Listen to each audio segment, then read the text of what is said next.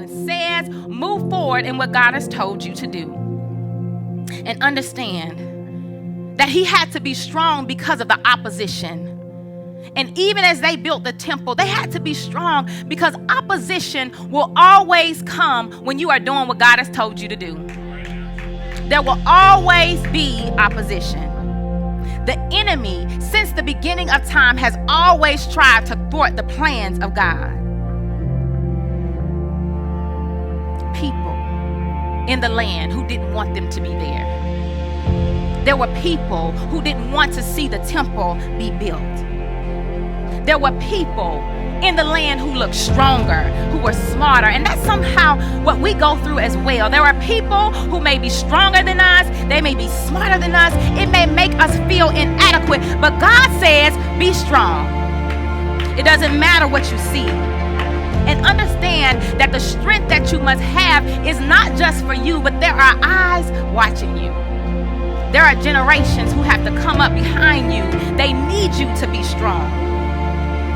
You can't quit just because of what it looks like. And you can't quit just because of how you feel. We don't do this based on our feelings. I thank God that we have a history that's rich with people who are strong. People who had to face discouraging situations, but they stood strong. When I think of Dr. Martin Luther King Jr., when I think of Rosa Parks, when I think of Ruby Bridges, who at the age of 6 years old was the first African American to integrate a school in the South. She had to be strong. It's a mindset. To be strong means to show courage, to seize, to grasp, to keep a hold of, to become or be strong or powerful beyond the average or what's expected. And just like God told Joshua to be strong and courageous and obey everything he told him to do, that's what we have to do. We can't turn to the left or the right. We have to move forward just the way God has told us to. He wants you and I to know today that we need to be strong. And then, not only did he say to be strong, but he says, work. He says, and work. And so the people were discouraged from continuing the work that needed to be done. They couldn't continue to do what was required because they were so discouraged that they wanted to stop the work. And even if we look at now our church and the fact that God has given us a work to do as we pack up and we begin to move out, God has given us a work to do. He says, put into action everything I told you when you left Egypt. When you left Egypt, you left with the word. When you left Egypt, you left with a mission. It wasn't just to save you so that you could be still. When God saved you, he saved you so you could work. And some of us, unfortunately, have allowed pain and frustration, our attitudes, how we feel, stop us from moving forward. Because sometimes the work is mundane. Sometimes the work is like doing the same thing each and every day. It's kind of like Groundhog Day, the movie. Every day I wake up, it's the same thing over and over again. I know that at 5:30, Emmanuel's going to come down in the kitchen to make a full 3-course meal for breakfast. I know it. Every morning, Nora's going to come down. She's going to forget to brush her teeth. She's going to forget her lotion. She's going to ask for an apple. I'm going to have to peel it. She's going to ask me to help her with her toast. Every morning, it's the same thing.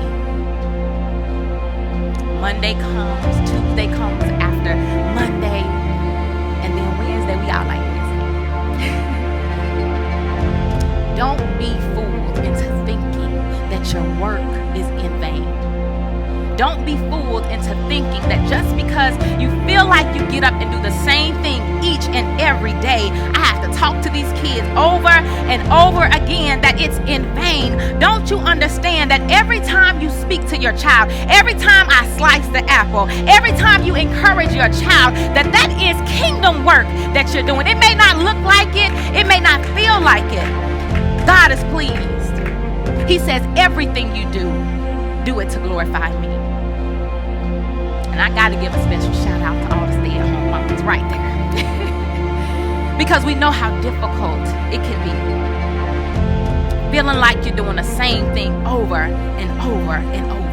Work. Do the work that's required.